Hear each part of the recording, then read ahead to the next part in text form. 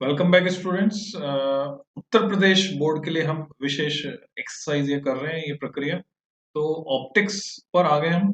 बाकी chapters discuss कर चुके हैं। तो इम्पोर्टेंट क्वेश्चंस जो बिहार बोर्ड और आरबीएसई के लिए भी रिलेवेंट है, आरबीएसई और बिहार बोर्ड वाले बच्चे भी इनकी प्रैक्टिस कर सकते हैं। तो हिंदी में भी और अंग्रेजी में भी मैं डिस्कस करने जा रहा हूँ जो इम्पोर्टेंट क्वेश्चन है चैप्टर ऑप्टिक्स से। तो ऑब्जेक्टिव टाइप देख लेते हैं पहले। For TIR, total internal reflection from denser to rarer medium, if critical angle is 30 degree, then velocity of light in the medium, velocity क्या होगी, ये पूछा गया आपसे। तो किसी सघन माध्यम से विरल माध्यम में पूर्ण आंतरिक परावर्तन के लिए क्रांतिक कोण यदि 30 डिग्री है तो माध्यम में प्रकाश का वेग है। हम जानते हैं क्रांतिक कोण अगर पता है तो हम उससे म्यू निकाल सकते हैं और म्यू सी वाई भी होता है। तो डायरेक्टली इन दो फॉर्मूले को कंबाइन किया हमने, mu equal to 1/sin IC equal to C by V, और वहां से भी निकाल लिया। तो ये एक अच्छा सवाल है और सीबीएसई में भी आ सकता है। नेक्स्ट क्वेश्चन देखते हैं। एक उत्तल दर्पण की फोकस दूरी 20 सेंटीमीटर है। एक वस्तु दर्पण के सामने ध्रुव से 20 सेंटीमीटर की दूरी पर रखे जाने पर प्रतिबिंब की दूरी ध्रुव से होगी। यानी आपको दिया हुआ है फोकल लेंथ जो है कॉन्वेक्स मिरर की। अब मिरर वाला क्वेश्चन यूपी बोर्ड में नहीं आएगा, सीबीएसई में भी नहीं आएगा, पर बिहार बोर्ड में जो कि अभी 1 तारीख से पेपर है और आरबीएसई में आ सकता है। सॉरी, आरबीएसई में भी नहीं आएगा, वहां भी सिलेबस से हटा दिया। तो focal length of convex mirror 20 centimetre, concept समझ लेते हैं। Distance of image will be when an object is placed distance 20 centimetre. तो यू दे रखा है आपको, एफ दे रखा है और वी निकालना है। तो मिरर फॉर्मूला दर्पण सूत्र हमने लगाया, प्रॉपर साइन कन्वेंशन लगाया और आंसर निकाल लिया। तीसरा क्वेश्चन है, thin lens is made from material of refractive index mu 1.5, both the surfaces of lens are convex in nature. If it is dipped in water, पानी में डुबो दिया, then it behaves as। तो पानी का रिफ्रैक्टिव इंडेक्स जो है lens के मटेरियल के रिफ्रैक्टिव इंडेक्स से तो कम ही है। तो ऐसी सिचुएशन में जो कॉन्वेक्स लेंस है तो वो कन्वर्जिंग लेंस की तरह नहीं, कॉन्वेक्स लेंस की तरह ही बिहेव करेगा। तो answer is a. Refractive index छोटा है। अगर रिफ्रैक्टिव इंडेक्स ज्यादा होता, जैसे कार्बन डाइसल्फाइड में अगर हम इसे डुबो देते तो निश्चित रूप से लेंस जो है वो अभिसारी की जगह अपसारी लेंस के भांति व्यवहार करता है। अभिसारी यानी उत्तल, अपसारी यानी अवतल। आकाश के नीले रंग का कारण तो हम जानते हैं वो प्रकीर्णन है। तो प्रकीर्णन के कारण, और रेली का क्राइटेरिया है वो, तो रेले गलत लिखा है, रेली का स्कैटरिंग प्रकीर्णन का नियम, उसके अनुसार ही होता है। तो blue colour of sky is due to scattering. पांचवा है, for a normal human eye the least distance of distinct vision, वो हम जानते हैं 25 सेंटीमीटर होती है। दूर देखने की न्यूनतम दूरी स्वस्थ नेत्र के लिए वो है 25 सेंटीमीटर। बी, निम्नलिखित में से किस रंग के प्रकाश की चाल जल में सर्वाधिक होगी? निश्चित रूप से लाल, क्योंकि उसकी तरंग दैर्ध्य सबसे ज्यादा है। So red, because its wavelength is longest. तो रेड जो है सबसे ज्यादा स्पीड पे चलेगा पानी में, और वैक्यूम में या हवा में सभी रंग समान चाल से चलते हैं, यानी सब कलर सेम स्पीड से चलते हैं। सेवंथ है, if the ratio of intensity of two waves in interference is 16:9, intensity का रेशियो दिया हुआ है, बिहार बोर्ड में भी था ऐसा सवाल। Then the ratio of maximum to minimum intensity in interference pattern is. तो ये हम आसानी से हल कर सकते हैं। सातवां प्रश्न, व्यतिकरण करने वाली दो तरंगों की तीव्रता का अनुपात 16:9 है। तो व्यतिकरण प्रारूप में महत्तम तथा न्यूनतम तीव्रता का अनुपात होगा। तो वो हम इस प्रकार से निकाल सकते हैं, I1/I2 16/9। तो A1/A2 इसका जो है वर्गमूल निकाल लेंगे, यानी स्क्वायर रूट। तो 4:3 आ गया। अब हम चाहे तो कंपेंडेंट और डिविडेंडो से भी कर सकते हैं और डायरेक्ट ऐसे भी कर सकते हैं। तो 49:1 ही आंसर आता है। नेक्स्ट है question number 8, transverse nature of light can be proved bye. जो तरंगों का अनुप्रस्थ अनुप्रस्थ गमन है या बोले प्रकार है, तो वो कौन सी घटना से सिद्ध होता है? तो पोलराइजेशन, ध्रुवण से ये सिद्ध होता है। तो प्रकाश तरंगों की अनुप्रस्थ प्रकृति की पुष्टि होती है ध्रुवण द्वारा, क्योंकि केवल अनुप्रस्थ तरंगों का ही ध्रुवण संभव है हम जो अनुदैर्ध्य तरंगें होती हैं, यानी लॉन्गिट्यूडनल वेव्स, उनको हम ध्रुवित नहीं कर सकते, क्योंकि उसमें माध्यम के कण जो कंपन करते हैं, यानी particles of the medium vibrate करते हैं in the direction of wave propagation, तो उनका ध्रुवण संभव नहीं। तो ध्रुवण संभव हुआ, उसी के आधार पर फिर तय किया गया कि प्रकाश भी कैसी है। प्रकाश जो है अनुप्रस्थ तरंग गति है, और इस वजह से लाइट इलेक्ट्रोमैग्नेटिक वेव है। नवा प्रश्न है, दूरदर्शी के अभिदर्शक का व्यास यानी ऑब्जेक्टिव 0.1 मीटर है। प्रकाश की तरंग दैर्ध्य 6000 एंगस्ट्रॉम के लिए इसका कोणीय विभेदन है। तो कोणीय विभेदन क्षमता का सूत्र आपको आना चाहिए। Diameter of an objective of telescope is 0.1 metre. Angular resolution for light of 6000 angstrom is, तो इसका फॉर्मूला आपको तैयार करना है। एंगुलर रेजोल्यूशन का 1.22 लैम्डा बाई ए, ये टेलीस्कोप के लिए होता है। तो लैम्डा की वैल्यू भी हमारे पास है, ए की वैल्यू भी हमारे पास है, दोनों का मान हम इसमें रखेंगे and will get the answer. तो ये आंसर आ रहा है 7.32 × 10⁻⁶ रेडियन। नेक्स्ट है, ड्रॉ रे diagram for the image form by concave mirror for a point lying at infinity. तो उसके लिए आपको किरण आरेख बनाना है। अवतल दर्पण द्वारा अनंत पर स्थित वस्तु, अनंत पर वस्तु है तो उससे आने वाली किरणें समांतर होंगी, उसका किरण आरेख को प्रदर्शित करना।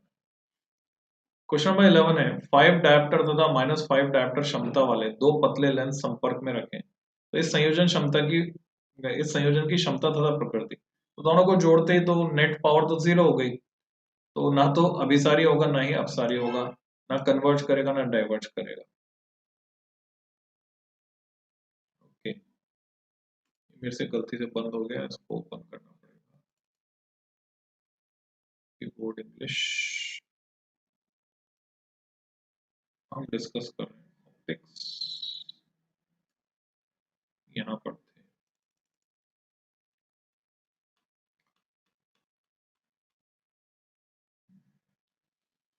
So next question is, lens disappears after dipping it in a transparent liquid।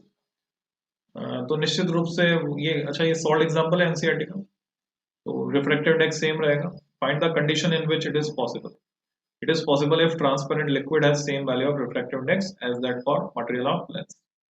तभी ये संभव है। तो अगर आप भी डिसअपियर होना चाहते हैं, मिस्टर इंडिया बनना चाहते हैं, तो आपको अपने शरीर का रिफ्रैक्टिव इंडेक्स, अपवर्तनांक लेंस के पदार्थ मतलब सराउंडिंग मीडियम के पदार्थ के अपवर्तनांक के बराबर करना होगा, हवा के अपवर्तनांक। और उसमें एक समस्या आती है, इस पे पिक्चर भी बनी है और नॉवेल भी लिखी गई है, हॉलो मैन करके। तो एक समस्या आती है कि फिर उस आंख से आप देख नहीं पाएंगे, क्योंकि अपवर्तनांक तो माध्यम के बराबर हो गया, तो आंख का जो लेंस है वो किरणों को किस प्रकार से समंजित करेगा।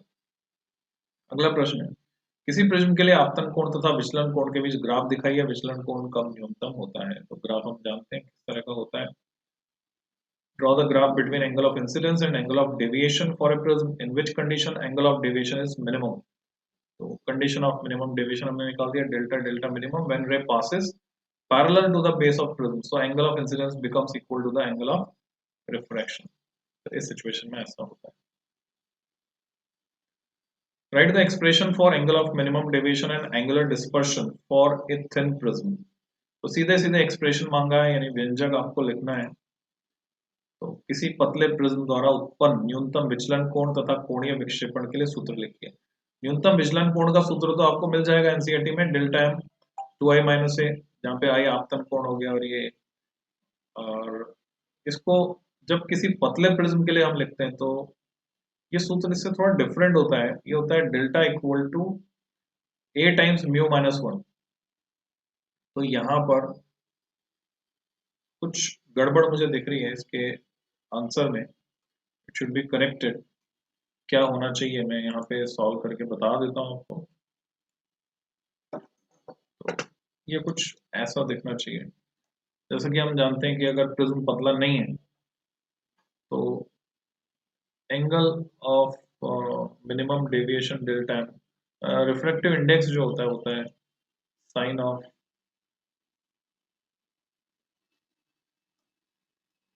ए प्लस डेल्टा एम जो कि न्यूनतम विचलन कोण यानी एंगल बाय 2, इसको हम प्रिज्म सूत्र या प्रिज्म फॉर्मूला भी कहते हैं, अपॉन साइन ए बाय 2। अब हुआ क्या, कोण बड़ा छोटा है, प्रिज्म पतला है तो कोण बड़े छोटे हैं, कोण बड़े छोटे हैं तो साइन थीटा थीटा के बराबर हो गया तो म्यू हो गया, बाय टू कट गया, ए प्लस डेल्टा एम ऊपर आ गया, साइन हट गया क्योंकि साइन थीटा थीटा के बराबर और नीचे ए आ गया, तो यहाँ से आ जाता है mu A equal to A plus. अब यहाँ देख रहे हैं कि ये क्वांटिटी सारी कांस्टेंट है तो डेल्टा एम लिखें या इसको डेल्टा लिखें, डजंट मैटर, उससे कोई फर्क नहीं पड़ता। तो ए अगर मैं कॉमन लेता हूँ तो ये हो जाता है म्यू माइनस, तो ये सूत्र होना चाहिए। So we need this formula here, so this is wrong.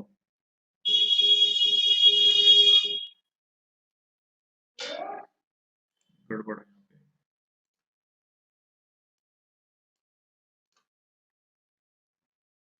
और दूसरा सही है, एंगुलर डिस्पर्शन का फॉर्मूला ये है, differentiate between deviation of light and chromatic dispersion by prism, deviation of light and chromatic dispersion, ठीक है। एक है मोड़ना, प्रिज्म द्वारा प्रकाश के विचलन तथा वर्ण विक्षेपण में क्या अंतर है। प्रिज्म पर आपतित किरण अपवर्तन के दौरान विचलित होती है, अगर आपतित किरण श्वेत प्रकाश किरण है तो विभिन्न अलग अलग रंगों के लिए अपवर्तन के मान भिन्न भिन्न होने से विक्षेपण में सारे रंग पृथक हो जाते हैं। तो हमें बेसिकली दोनों को डिफरेंशिएट करके बताना। Write the role of retina in human eye, वहां पर इमेज बनती है। Retina consist of sensors like rod shaped and cone shaped cells to sense image in terms of intensity and color respectively। तो मानव नेत्र में retina के कार्य हैं, शलाका और शंकु कोशिकाएं होती हैं, जो शलाकाकार कोशिकाएं जो है प्रकाश की तीव्रता को, और शंकुआकार कोशिकाएं प्रकाश के रंग पहचान करती हैं। -2 डायप्टर क्षमता वाले लेंस का प्रयोग करने वाले व्यक्ति का दूर बिंदु कितनी दूरी पर होगा, इसके लिए हमें गणना करनी पड़ेगी। और नेत्र दृष्टि दोष वैसे आपके सिलेबस में नहीं है तो आप चाहे तो छोड़ सकते हैं। तो शक्ति से हमने फोकस दूरी निकाली, लेंस सूत्र से हमने v निकाल लिया, तो इस प्रकार से ने इसको कैलकुलेट किया। Two waves of equal wavelength and amplitude meet at a point with a phase difference of 180, find the resultant amplitude। Wave optics में आ गए, as waves of equal amplitude and frequency are meeting opposite phase में 180 degree, तो resultant amplitude क्या हो गया, 0 हो गया, क्योंकि विपरीत कला में मिल रही है। तो 180 डिग्री कलांतर वाली समान आयाम आकृति की तरंगें, आकृति नहीं आवृत्ति, तो किसी बिंदु पर मिलती है तो परिणामी आयाम 0 होगा। पूछा कला संबद्ध स्रोत क्या है, तो समान आवृत्ति तथा 0 अथवा नियत कलांतर वाले प्रकाशीय स्रोत कला संबद्ध स्रोत कहलाते हैं। तो कोहेरेंट सोर्सेस किनको कहते हैं, दो कंडीशन है, फ्रीक्वेंसी सेम होनी चाहिए और फेज डिफरेंस या तो कांस्टेंट रहे टाइम के साथ या फिर 0। What do you understand by the term diffraction? Diffraction पे आगे diffraction को समझा देंगे हम। It is the phenomena of bending of light waves at the edges and corners of an obstacle। और इसके लिए कंडीशन वही है कि size of obstacle और slit should be of order of wavelength of the wave, तब तो हम diffraction मानेंगे, नहीं तो नहीं मानेंगे। तो विवर्तन से आप क्या समझते हैं, किसी अवरोध के सिरों कोनों से प्रकाश की किरण का टकराकर मुड़ना विवर्तन है, यदि विवर्तन के लिए अवरोध अथवा स्लिट का आकार वो जो है आपतित प्रकाश की तरंग दैर्ध्य की कोटि का होना चाहिए, तभी विवर्तन मानेंगे। एकल स्लिट द्वारा विवर्तन में द्वितीय निम्नलिखित 60 डिग्री के विवर्तन कोण पे प्राप्त होता है, यदि प्रकाश का तरंग दैर्ध्य लैम्डा हो तब स्लिट की चौड़ाई क्या होगी। डायरेक्ट क्वेश्चन है, numerical formula based numerical. Second minima हमें मिल रहा है, तो सेकंड मिनिमा के लिए हमको a sin theta equal to n lambda फॉर्मूले में n को रखना है 2 और थीटा की वैल्यू रख दी हमने 60, तो यहाँ से a की वैल्यू निकल के आती है 4 lambda by root 3 unit in terms of lambda. Question number 22, how does the resolving power of a microscope depend on the wavelength. तो किसी सूक्ष्मदर्शी की विभेदन क्षमता तरंग दैर्ध्य पर किस प्रकार निर्भर करती है। तो उसका सूत्र है हमारे पास, सूक्ष्मदर्शी की विभेदन क्षमता इसके व्युत्क्रमानुपाती होती है, a अपॉन 1.22 लैम्डा करके फॉर्मूला होता है। रिजोल्यूशन और रिजॉल्विंग पावर उस आर्टिकल में आपको मिलता है। Write the relation between polarising angle and refractive index of medium. तो ये ब्रूस्टर लॉ था, म्यू इक्वल टू 10 IP, वो हम लिख सकते हैं स्ट्रेट फॉरवर्ड ब्रूस्टर के नियम के अनुसार। 2 नंबर के प्रश्न पे आते हैं। पूर्ण आंतरिक परावर्तन से क्या तात्पर्य है वो आप समझा देंगे, PIR क्या होता है। नेक्स्ट है 25th, prove that the refractive index of denser medium is equal to reciprocal of sine of critical angle of PIR। ये फिर से डेरिवेशन करना है आपको छोटा सा, mu equal to 1/sin c, ऐसा कह सकते हैं। तो ये टू डिराइव। निर्वात में सोडियम के प्रकाश की तरंग दैर्ध्य 6360 एंगस्ट्रॉम है, जल में तरंग दैर्ध्य की गणना कीजिए। डिवाइड कर देंगे सिंपली तो हमें मिल जाएगा, फॉर्मूले से आप देख सकते हैं। तो 4/3 से डिवाइड करने पर हमको मिल जाएगा। तरंग दैर्ध्य जो है बढ़ जाएगी, इससे आप अंदाजा लगा सकते हैं।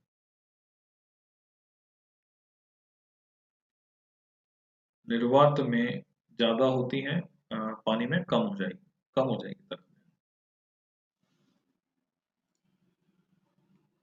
Wavelength get decreased। 27th question है, with the help of appropriate ray diagram define first focal length of a concave lens, show emergent rays from a concave lens if incident rays are parallel to principal axis।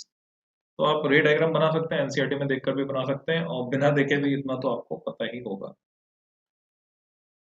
If a thin glass prism is immersed in water, then prove that the minimum deviation of light produced by the prism will remain 1/4 than that in air। ये numerical आ गया है जो हमें solve करना है।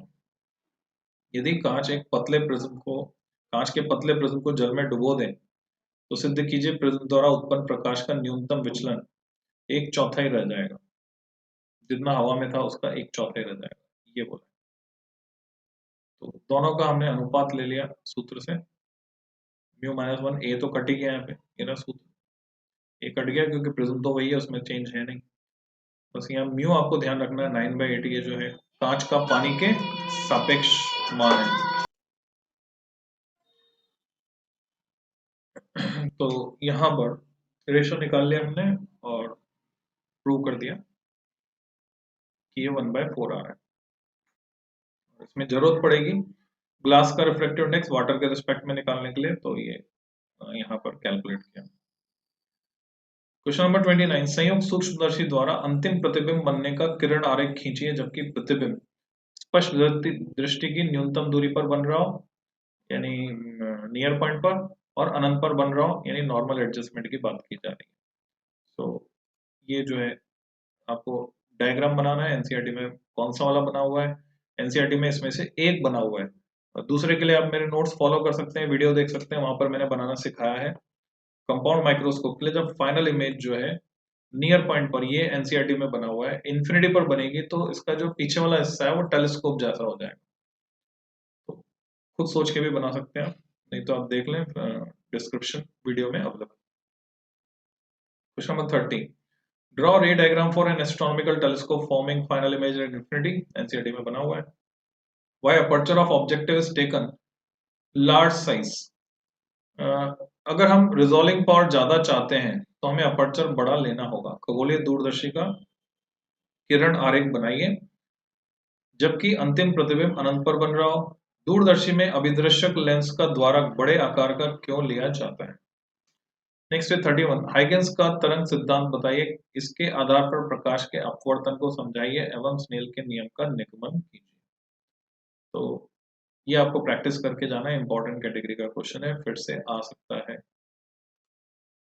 तो English में देखते हैं तो स्टेट हाइगेंस प्रिंसिपल, तो इसके 3 पॉइंट हैं वो आप लिख सकते हैं, और इसका इस्तेमाल करके आपको रिफ्रैक्शन ऑफ लाइट समझाते हुए mu equal to sine I by sine R prove करना है। नेक्स्ट है state principle of superposition, obtain condition for constructive and destructive interference. तो तरंग सिद्धांत के आधार पे आपको अध्यारोपण का सिद्धांत तरंगों के लिए बताना है। प्रकाश के संपोषी तथा विनाशी व्यतिकरण के लिए प्रतिबंध, यानी λ2 λ3 लैम्डा ये सब हुआ तो संपोषी, λ/2 3 λ/2 ऑड मल्टीपल हुआ लैम्डा का, λ/2 का तो विनाशी व्यतिकरण, तो उसको सिद्ध करना। अगला है दो पतली समांतर झरियां जो एक दूसरे से d दूरी पर स्थित हैं, लैम्डा तरंग दैर्ध्य के प्रकाश से प्रकाशित की जाती हैं। तथा झिर्रियों से कैपिटल डी दूरी पर स्थित पर्दे पर फ्रिंज पैटर्न बनता है। तो फ्रिंजों की चौड़ाई के लिए व्यंजक प्राप्त कीजिए। डेरिवेशन है बीटा वाला, beta equal to lambda D by D derive करके आपको निकालना है।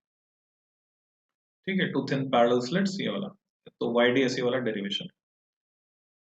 34th, what do you understand by the angle of polarisation? उससे आप क्या समझते हैं? ध्रुवण हट गया बच्चों, छोड़ सकते हैं आप इसको, ये आपको तैयार नहीं करना है, आपके सिलेबस में नहीं है।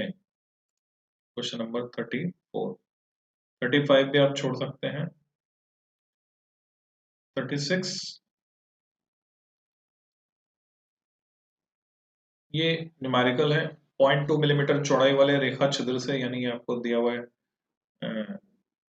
ये जो डिफ्रैक्शन का फॉर्मूला होता है उसमें आपको स्लिट की चौड़ाई दी गई है और कैपिटल डी दिया हुआ, ये स्मॉल ए है 0.2 मिलीमीटर, ये कैपिटल डी है 2 मीटर। 5 मिलीमीटर पर प्रथम निम्नेश पाया जाता है, तो प्रकाश के तरंग दैर्ध्य, तो 2 लैम्डा बाई ए फॉर्मूले से आप इसकी गणना कर सकते हैं। 2 लैम्डा बाई ए जो चौड़ाई होती है केंद्रीय उच्चिष्ट के दोनों ओर, उससे आप इसकी गणना कर सकते हैं। Diffraction pattern is obtained at a distance of 2 meter from a slit of width 0.2 millimeter. Find wavelength of light. If we get first minimized distance, तो 2 लैम्डा बाई होता है ये गैप जो होता है 5 मिलीमीटर के बराबर, यहाँ से लैम्डा डायरेक्ट निकाल सकते हैं, इस बाकी इस चीज की जरूरत ही नहीं।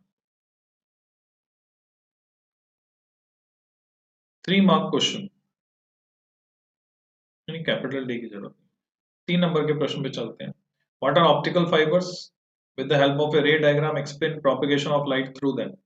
Which phenomena is used? TIR काम आता है इसमें, टोटल इंटरनल रिफ्लेक्शन। तो प्रकाशीय तंतुओं का चित्र भी बनाना है आपको और प्रकाश संचरण की विधि समझानी है, कैसे पूर्ण आंतरिक परावर्तन के द्वारा इसमें प्रकाश का संचरण हो रहा है। घटना का नाम पूर्ण आंतरिक परावर्तन लिखना है। 28वां ये प्रश्न, ये फॉर्मूला ये जो है ये बहुत ही महत्वपूर्ण फॉर्मूला है, हर साल आता है, ये आपको अच्छे से तैयार करके जाना है।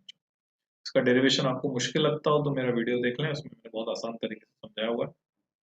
उसके लिए आप रे ऑप्टिक्स प्लेलिस्ट में जाएं और रे ऑप्टिक्स प्लेलिस्ट में जाकर वहां पर चौथे नंबर का वीडियो है, रे ऑप्टिक्स का चौथा लेक्चर आप देख लें।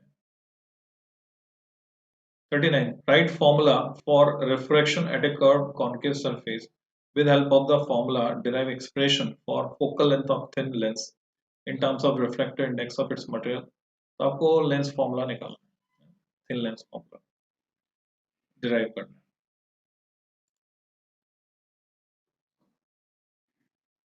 किसी गोलीय अवतल पृष्ठ पर प्रकाश के अपवर्तन का सूत्र लिखिए, ये सूत्र ही लिखा हुआ ऊपर। इसकी सहायता से पतले लेंस की फोकल दूरी के लिए सूत्र का निकलन, तो एनसीईआरटी में भी दिया हुआ है।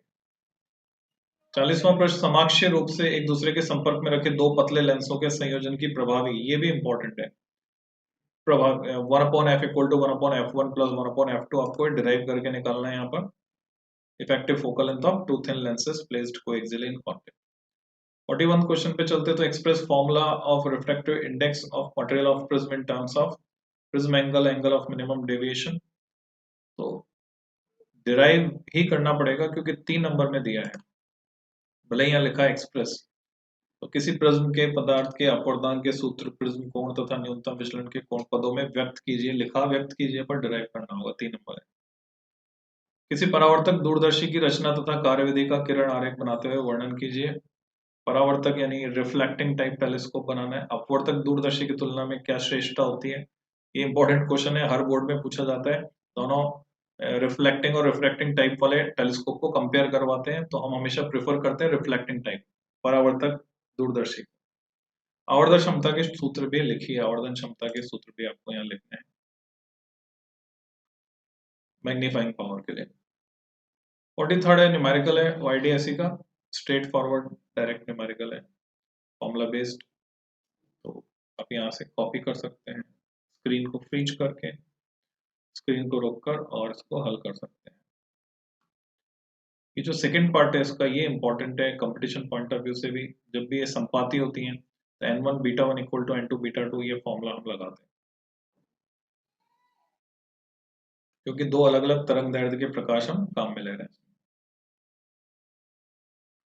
क्वेश्चन नंबर 44 है, किसी पतली झिरी द्वारा एक वर्णी प्रकाश के विवर्तन की विवेचना कीजिए तथा केंद्रीय उच्च की कोणीय चौड़ाई ज्ञात कीजिए। बड़ा क्वेश्चन है, बड़ा डेरिवेशन है, तो ये आपको तैयार करके जाना है। डिफ्रैक्शन वाला, discuss diffraction due to single slit, इसके लिए आप मेरा वीडियो देख सकते हैं, मैंने बहुत अच्छे से समझाया हुआ है। तो ये ऑप्टिक्स की कहानी बच्चों यहाँ पर खत्म होती है। ड्वेल नेचर को मैं डील करूंगा नेक्स्ट वीडियो में। Till than happy learning.